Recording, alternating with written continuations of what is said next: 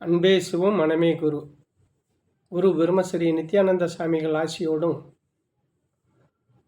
சித்தர்களுடைய அருளாசியோடும் மகான் தத்துவராயருடைய அருளாசியோடும் உடுமலை பிரம்மஞான குழு பாடசாலை சார்புலையும் என்னுடைய சார்புலையும் அனைவருக்கும் ஆத்ம வணக்கம். இன்றைக்கி மன அழுத்தங்கிறது பார்த்தீங்க அப்படின்னு சொன்னால் குழந்தைங்க கொண்டு பெரியவங்க வரைக்கும் இந்த மன அழுத்தம் இருந்துகிட்ருக்கு. இதுக்கு காரணம் பிரச்சனைகள் தான் காரணம். இந்த பிரச்சனைகளுக்கு தீர்வை நோக்கி நம்ம பயணம் பண்ணுறதில்ல.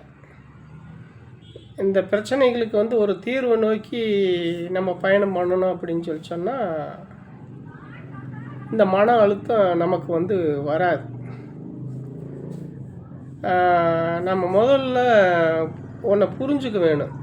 இந்த பிரச்சனைக்கு தீர்வு எது அப்படிங்கிறத நம்ம தான் கண்டுபிடிக்கணும். நம்மளால தான் அந்த மன அழுத்தம் வர்றதுக்கு காரணமாக இருந்தது நம்ம இந்த பிரச்சனைகள் தான். பிரச்சனைன்னு ஒன்று வர்றதுனால தான் மன அழுத்தமே வருது. அப்போது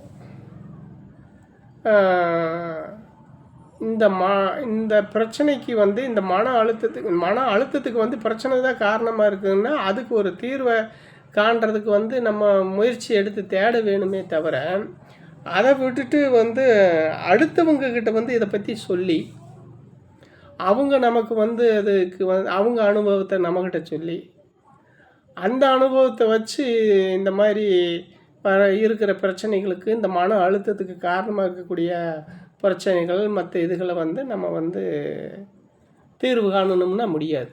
அது நம்ம செய்கிற முதல் தப்பு. அப்போ இந்த மன அழுத்தம் எதனால் வருது, எந்த பிரச்சனைனால இது வந்துச்சு அப்படிங்கிறது அதை முதல்ல நம்ம ஆராயணும். அப்படி ஆராய்ஞ்சு நம்ம முடிவு எடுக்கும்போது நம்ம தேடும்போது நமக்கு அதில் ஒரு முடிவு கிடைக்கும். அப்போது இதுக்கு என்ன அப்படின்னு சொன்னால் இன்னொரு காரணமும் உண்டு.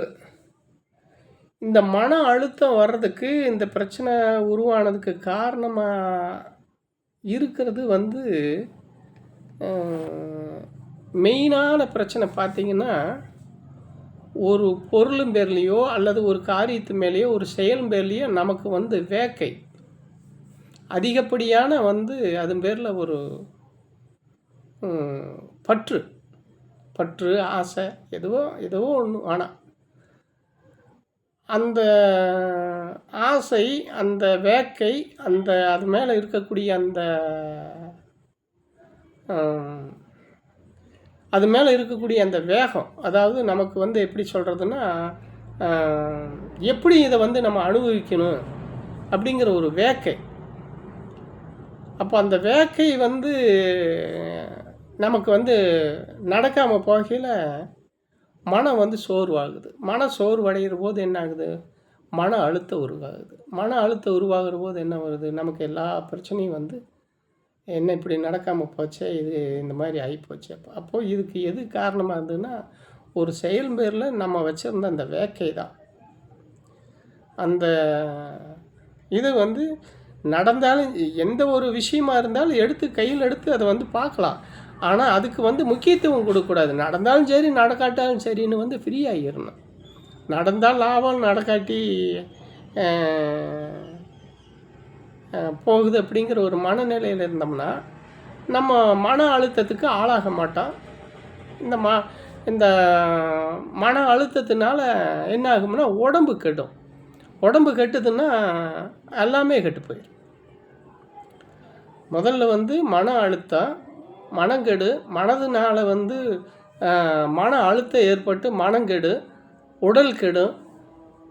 ரெண்டும் கெட்டுதுன்னா எல்லாமே கெட்டு போகும். அப்போ இந்த மன அழுத்தம் வராமல் இருக்கணும்னா நம்ம எது மேலே அதிக பாசமும் பற்றுதலும் வச்சுருக்கிறோமோ அந்த பற்றுதலை நமக்கு நடந்தாலும் சரி நடந்ததுன்னா சந்தோஷம், நடக்கலைன்னா நடக்காட்டி போகுது, இது நடக்க வேண்டிய நேரம் இல்லை போல் இருக்குதுன்னு நினச்சி நம்மளையவே சரி பண்ணிக்குமே தவிர அதை விட்டுட்டு அடுத்துக்கிட்ட போய் நம்ம மனங்கெட்டு மன அழுத்தமாகி ஒரு சீரில் இல்லாத போது அடுத்துக்கிட்ட போய் யோசனை கேட்டு அவங்க அனுபவத்தை நம்ம வந்து நம்ம தேவைக்கு பயன்படுத்தணும் அப்படின்னு சொன்னால் இன்னும் வந்து கெட்டு போகுது.